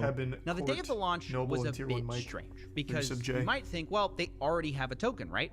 But the first thing they did was actually create a new Zoo token with a different code, but the same name. And they actually airdropped all the holders of the first Zoo token with an identical amount of those coins on the second Zoo token. So you might be wondering, why did they do that? Well, maybe it's to change the smart contract, but maybe it's because of what they did do. They blacklisted some of the holders. In other words, they didn't airdrop to everyone, including Jake the Crypto King. They excluded his wallets so it couldn't get these Zoo coins. Jake texts the group about this the next day, saying, quote, "The Zoo team made a major error this weekend. They chose not to communicate, mint a new token, and airdrop it to whatever wallets they determined fit. This decision came from Eddie and Logan, and I had no part in it. 11,250 wallets before the airdrop, under 11,000 after. They chose to blacklist and ban over 200 wallets. Now, who those wallets are, I have no idea." But he continues, quote, "As a founder like Logan, Jeff, Eddie, and Danny, I had purchased a large quantity of tokens. 5+ of my wallets had been blacklisted from the original team's buys." Now, I don't know why he had 5+ wallets there, but okay. He says 80 Because he plus made the billion bots. Zoo tokens were confiscated from me today without any communication. So, wow. That's why Crypto King accused Logan of stealing from him or scamming. It's because he was frozen out of a lot of his wallets. And then we get to the text you guys all know. He says, Logan, you stole $40 million. You're a scammer. You're a con artist. All that stuff. You betrayed your community. The reality is you aren't that guy. And Logan responds, oh, Jake, trust me, bro. I am that guy. I still love Cute that line. In the arms of an angel. And look, I mean, what do we make of this? Well, I don't know. I can't root for either of these guys because it sounds like Logan stabbed him in the back, but it sounds like Crypto King may have stabbed him in the back in the first place, right? Because it does appear like he bought tokens that maybe everyone didn't know about. So I'm really not a fan of anyone in this situation. And by the way, this whole thing was structured so misleadingly from the beginning. I have to talk to you a bit about it because you might think that these tokens were the only tokens they had, but it's not even true. In the distribution section of Zoo's white paper, they say there's 2 trillion tokens, and a quarter of that are allocated to development, marketing, and founders. Those aren't even the tokens we're talking about right now, because they claim that those tokens were locked up for 6 months, and then afterwards, 10% was unlocked every month. And if that's true, there would be no reason for these funds to be blacklisted, right? Why would you blacklist something that would be locked up? And the answer is because, well, the founders had more than one set of tokens. Not only did they supposedly have these founder tokens that were locked up and couldn't be sold, these stealth launch tokens were different from that. It's like a whole different thing. And the tokens that they bought, that all of these guys bought, they could sell at basically any time because they weren't locked up, which is a massive problem. And this fact was explicitly Well, were the other ones laid out even in ever their meeting actually notes, locked up? with only one rule. They say, quote, no selling until $200 million market cap, and don't impact the market more than 3%, and not impact the market more than 10% in a day. And by the way, this is basically conspiracy to manipulate a market. You know, they're literally having insider rules for how to sell. But we're gonna look past that. Right? Not even important. Because these rules eventually Who kind cares? of changed. A text from Logan's manager, Jeff Levin, came to the group chat, Zoo founders, Jake's got other saying, plans. guys, new and absolute rules. No one is to sell or transfer any Zoo. Logan's gonna make the call when we can make moves. And Logan replies, your tokens do not leave your wallet. This is a game. Now, that all sounds well and good. Don't sell your tokens, but the reality was, I mean, they're just kind of trusting each other because these tokens that they're talking about, they're unlocked. They're not locked up, and they could sell it at any time. And I guess the question on my mind It's a loaded gun in the dark. Crypto King's tokens were blacklisted because they thought he would sell, or maybe it's just the fact they found out he bought and they didn't know about all those tokens. It's honestly hard to say without knowing more evidence. And this is where we're going to jump into the blockchain. Now, I've tracked the wallets of the entire team and identified the largest seller of Zoo in the team. Gel, And it control, wasn't give some sugar. Jeff. Resub It Gato, wasn't tier 1 Danny. duck, sugar, It and the wasn't prime lads. even Logan. It was Crypto King. Crypto King sold, by my calculations, millions of dollars. And I know what you're thinking. How's that possible, right? I thought his tokens were blacklisted the day of the official launch. How could he sell that much?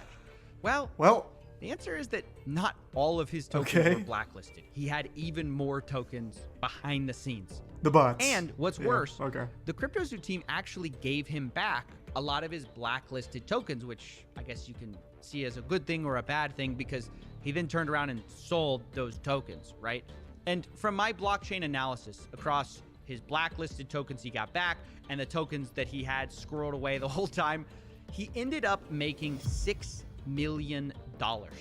Oh, He did it's this sickening. by sending out tokens from these larger wallets to dozens of smaller wallets, selling it, and then sending the money to final cash out wallets. So Rough. he used those final wallets to calculate the amount he made. Now, it still just blows my fucking mind that even after all of the Pokemon shit, Logan still brings that guy around and gets fucked by him again. What a cuck. Unreal. I thought there was a chance. It seemed pretty clear Jake was absolutely the shadiest one so far. I just thought there was a chance he didn't make any money off of it because it was such a colossal failure of a project. But I guess he must have just been able to strike it at the right time and make that money. Damn, Jake got him again. That is a fool me twice situation right there. He got Logan again. Thanks for the resub, Colin. Jake just fucking farms Logan, man. And then Logan farms his audience with the scams. What a really beneficial relationship for Jake. I know. Look, it's a lot to accuse someone of selling $6 million in a project that doesn't even work. It's a giant scam. So I wanted to give him a chance to defend himself. So I got on a call with Crypto King. And here's what he said when I finally revealed that I knew he had sold. I'm gonna change this whole fucking story. Yeah, I'll go on the record for you, and yes, I'm gonna show you the text message that say we can sell at these ascending market caps, and literally, I'm gonna 100%. It sounds like your biggest issue with me is that I sold, and if that's your biggest issue with me, that's the truth. Wow, that is a big admission. Selling tokens for a project that you're an advisor on when the project has never been delivered. Well, not only that, he's also admitting to the insider trading rules, which is not, strictly speaking, a legal thing to do, though it is the crypto space and nothing makes sense and nothing's enforced. But he's admitting to a lot of bad things right there, actually. Although Crypto King insists that it wasn't $6 million and he wasn't trying to rug a project. In fact, really, he might be the one who got screwed over in all of this. Like, I didn't sell $6 million worth. That's going to be other wallets, but that's probably not going to be able to be me being able to be proven, except for them saying, can you send BNB to all these different wallets for me? Which that I'll be able to show you that I was giving BNB to the whole team. I will also be able to show you that I was a 5% holder of the Zoo tokens that I was promised to be given over the 3-month period, was never given. I can also show you that I was frozen out and was never given the 15 billion tokens back that I paid for in cash. Okay. I'll show you all of those things on the record, and then you can also say that I did sell, which is also true. Yep. But as long as it's accompanied with he was a founder that was supposed to be given 5% of the project and was never given the token or paid, worked for almost a year on the project. As long as that goes in with it, then at least that tells my side of the story so people understand that it's not like I was trying to rug a project. This is so brutally honest. So not only does he admit to it, but he is also supplying all of the evidence as well. That is... Wow, what a great source. Hey, kind of like a lukewarm W from Jake there, because he just sinks everything. Like, he just fucks everyone equally, including himself. Very interesting strategy. That's a pretty crazy self-report on this whole situation. It blows my mind how, like, the dumbest people make the most money from this shit. This is not a smart man. He literally has admitted to a crime right now. I don't know if he realizes that. Like, if they ever do enforce crypto-related crimes, he is publicly admitted to one. And I guess potentially multiple, depending on all the evidence he's submitted here. And he's doing it with a goddamn smile on his face.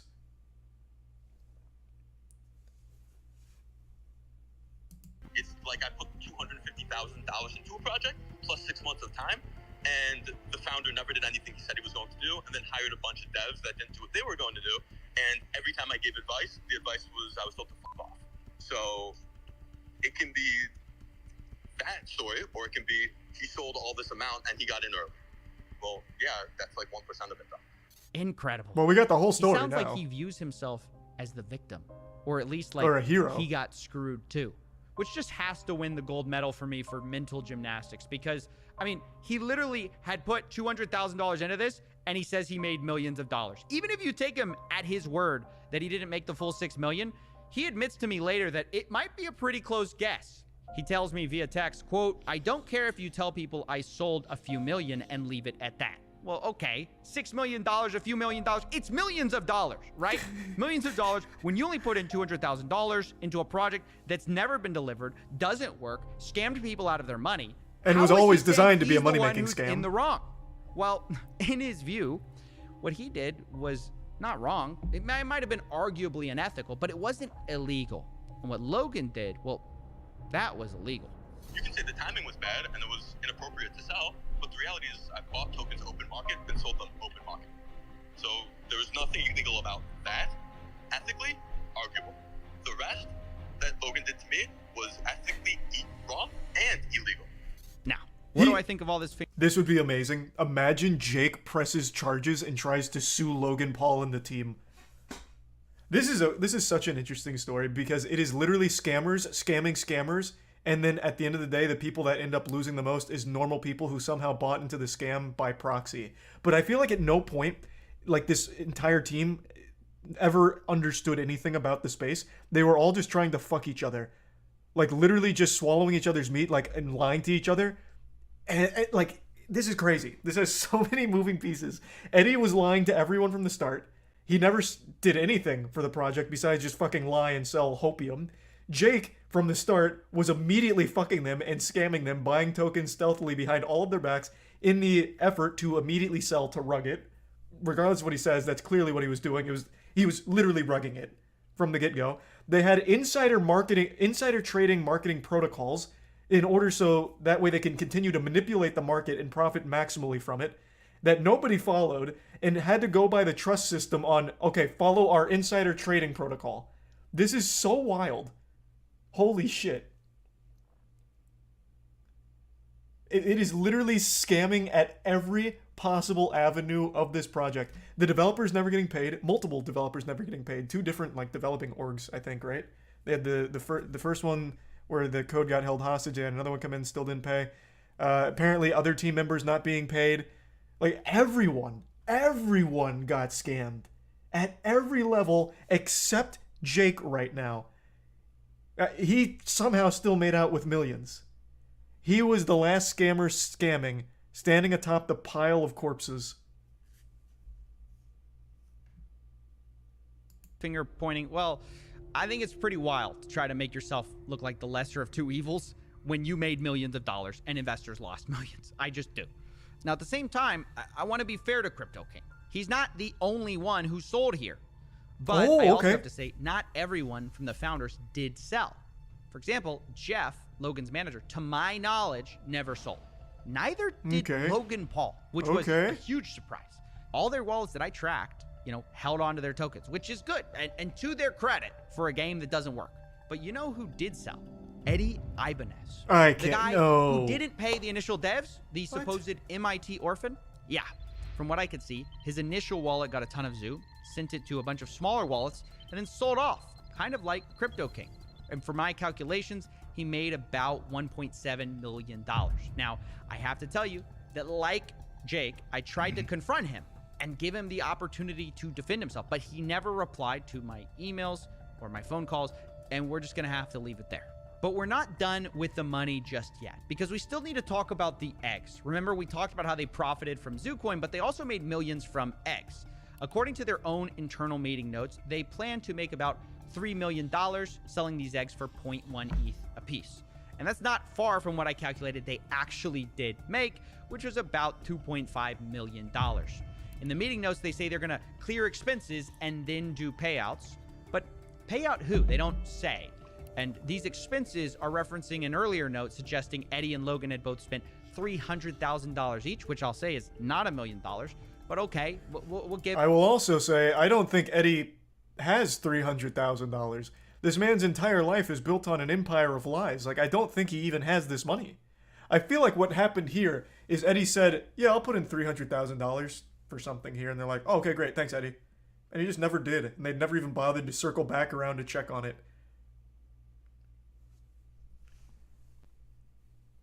He does have 1.7 million now, though. True. Now he has money. There's the Prime Show and Westwood and the resub Gore and Banished. But okay, we'll give it to him, right? So they got paid back their $600,000, but where does the rest of the money go? Well, on the Ethereum side, there's one payout for $364,000 to one wallet and another $1 million to another. They both are Coinbase addresses, so we don't know who exactly that is, but clearly someone on the team made a lot of money from these NFT egg sales that do not work. And on the Binance Smart Chain side, where they also made money selling eggs, The zoo that was spent was supposed to be set aside for 50% to be burned, which they did, but the other 50% was supposed to be allocated for wildlife charities and CryptoZoo development. Now, neither seems to have happened because all the money is in a wallet that the team still controls, so there are open questions about, where that money is going to go and where the Ethereum money went. Did it go to Jake? Did it go to Logan? Did it go to Jeff? Did it go to Eddie? We don't know. But what I know for sure is that no one was innocent, although there are certainly shades of guilt you can argue about, because of course, not everyone did sell. You could look at that as the most important thing.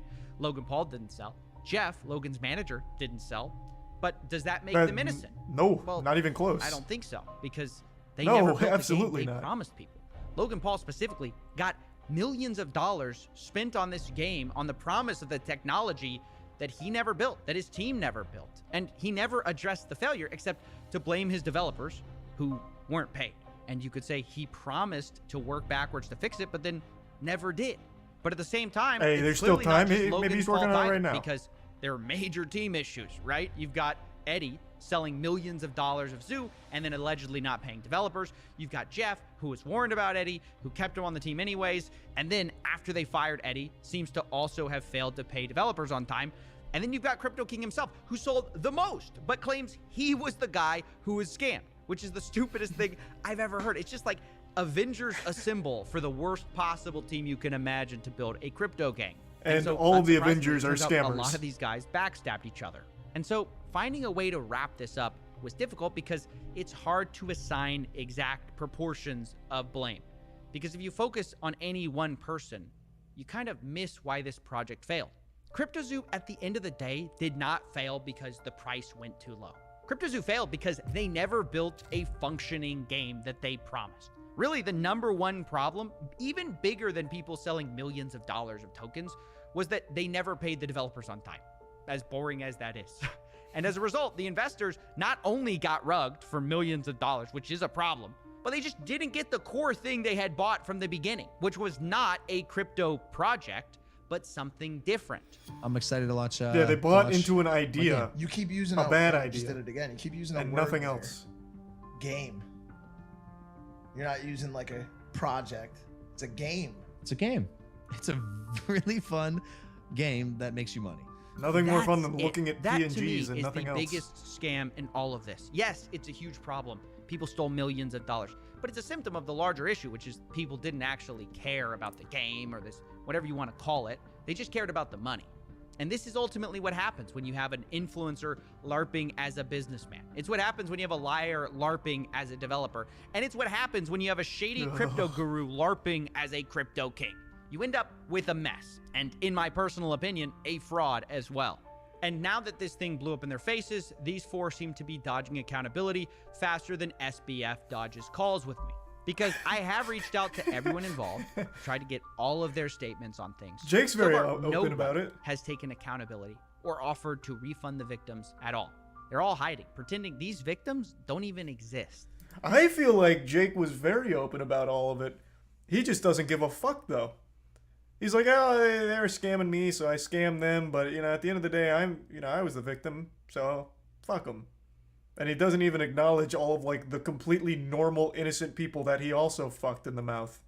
Because he just doesn't care. That's just who he is. He is a biological, loser. He is born to be a sleazeball. It's what his whole career has been built on. This is just him. This is his soul. So he just doesn't care. Thanks to the resub Carson and Bulldog and the Prime Smelly and resub Zeal. But they do exist. And throughout my investigations, they've been the heartbeat of this whole thing. So I decided to close this investigations in a bit of a unique way. Rather than me deciding who's to blame or me deciding what you should think, Merry Christmas, I want to give everyone. them the last word. Happy holidays. Everyone's to blame. Logan, in the sense of his poor management, is his project. He still made these promises to people. I think everyone it is to blame, including Logan Paul, of course, because he was the one in charge of this, and he was responsible for all of this mess. Everybody has big part and a massive, massive cross to bear. Each one of them scammed the project in their own way, and then off to the sunset they went. It was his job to check the team to make sure that everyone is working together, to make sure that he is giving the funds of the people that put it into his project under his name to people that he actually trusts. So in my opinion, if the team failed to perform, that's Logan Paul to blame. The community is destroyed. Even in the face of all of this, I think they're still missing the core problem that Logan never had interest in them. Logan, obviously, with all the messages, obviously only did this to exploit them for money. He never cared about the project being good or anything like that. He didn't care if the team was managed properly. As long as he could get the bag at the end of it, that was clearly the main chief concern of his. And people are still trying, and I'm not blaming them. I don't want anyone to misconstrue this. But it's people still have this perception that he wanted to make the project work, but just wasn't good enough for it, when that was never the goal. That was never his intention with this project. It was a scam from the very start. Thanks, resub Massive, Tempori, Dan in the Prime, Cash, and the 5 gift subs, Dense. Thank you, Dense. The resub Radiator, Geo, and the Bits Terrible. People is angry. They just want their money back. They just want their normal lives back. Reimburse. Yep, reimburse absolutely those reimburse. fans that they have, or how to rebuild the project, actually deliver on the project. Oh, no. For those who are still holding their eggs, like I am. No, For those no. holding the zoo coins. So maybe You don't want that. You do not want that. Reimbursement, yes. Rebuild the project, no. they could just deliver what they promised, and that would give some redemption to this fiasco. He's not said a word. That's as bad, or almost as bad, as taking the money. It's the not coming out and just being a man about it. At least we deserve to know what was happening behind the scenes while we were waiting for almost a year and a half. The fact that we're hearing this information not from Logan Paul, but from pretty much an investigator, it really says a lot. What did this loss mean to me? It meant a lot. Not just personally, because I lost quite a lot of money. My kid and also my wife were invested. It was like telling a kid that Santa doesn't exist or something like that, because she really believed in all that game. She really believed in Logan Paul. Kids look up to that kind of people. So it was some kind of broken dream. My mum was invested. My sister was also invested. So I mean, my daughter even had a couple of the eggs and animals, which the loss for them hurts the most, because obviously it's just not nice to see. For somebody to win, somebody has to lose. That's a gamble you take, whether you get into crypto or not. I got in knowing that I could lose, which is fine.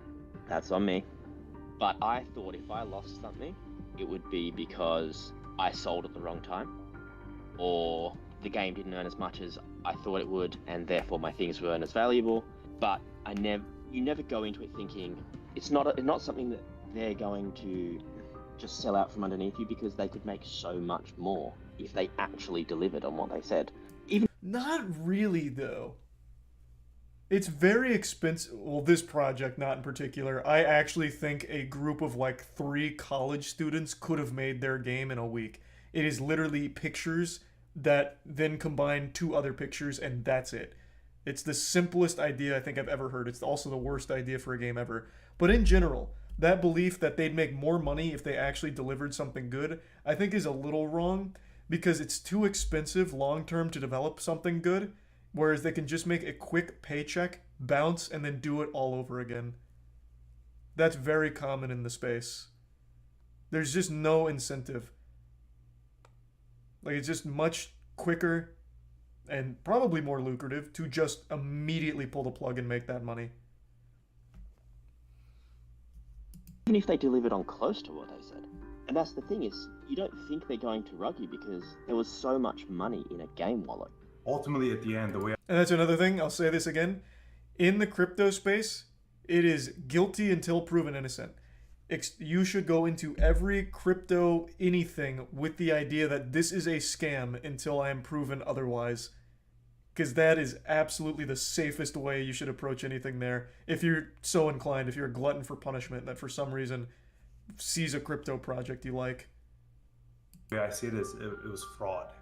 Logan could have put out the red flags, told people to stop investing more into it, because people were investing into this project until the very last minute, where the ship was still just sinking down the ocean, and people were still putting their cash into it.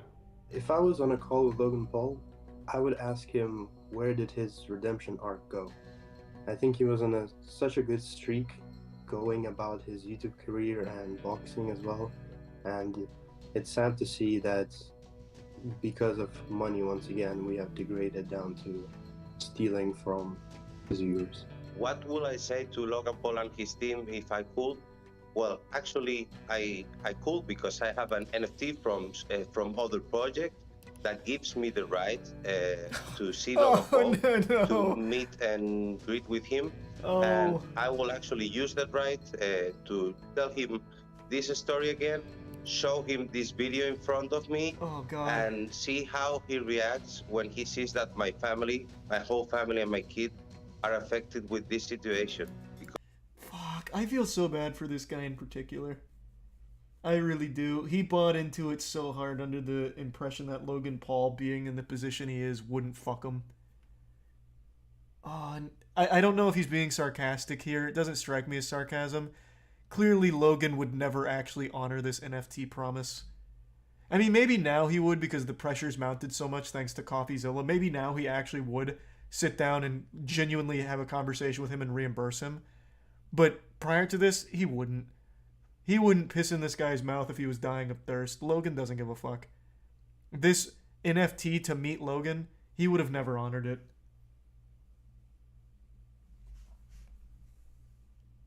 Because I think that's not human. You would think that Logan would have told his fellow followers, his loyal fans, that, hey guys, back off, red flag, things are there's turbulence in the water. No, not a single word, nothing whatsoever. To market products at children and knowing full well that his team is made up of people that he believes are shady characters. Yeah, he still goes on Forbes interviews and says the game is great for kids. It's gonna be amazing. Who loves it most? Oh, just read that sentence. Yuck. I think that's the most important thing we're doing, Paul said. Kids are gonna care about the blockchain because of my project. Oh, that makes you want to fucking puke. Imagine if your first experience on the blockchain is with CryptoZoo. Coming up with really, really fun plans for 6 months, a year down the line, 2 years down the line. Like, this could be one of the biggest things I do. Ugh. That's so gross. These are some cholesterol 80s artist. Young, Honorable, Mia, Mudkip, Joshua, Chaz, Maz, Zombie, and Drago. Great for kids. It's gonna be amazing. Who loves it most? The kids. Their kids love it. Our developers' kids, all of them, cannot stop playing the game. What are they playing? Inhumane the way that side of it's been marketed. Kids love looking at PNGs. Knowing that all of the people that were there from the beginning, like all of the guys that I'd speak to on a daily basis, that we've all just got nothing now. Ideally, I just want to say I'll see you in court. Hopefully you get the chance.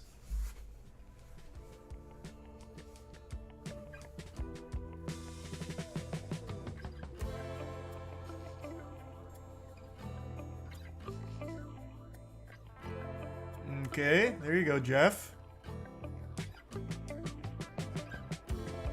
Fuck, this was so good. Fuck. Oh, I gotta hit up Coffeezilla. This was just unreal.